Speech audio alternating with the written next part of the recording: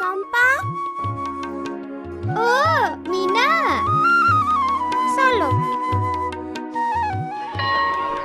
সেদিন সকালে যখন আমি, রাজু, মিঠু স্কুলে যাইতেছিলাম, তখন স্কুলের সিঁড়িতে একজন নতুন ছেলে বসেছিল।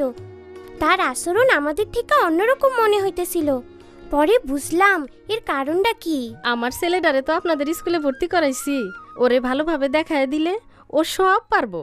আপনি এটা নিয়ে একদম ভাববেন না আপা, আমি ওর দিকে বিশেষ লক্ষ্য রাখব।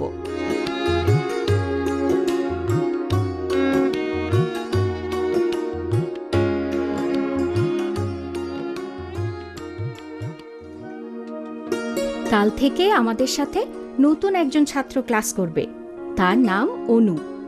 অনু মাঝে মাঝে একটু অন্যরকম আচরণ করতে পারে, কিন্তু আমরা সবাই তার সাথে স্বাভাবিক আচরণ করব।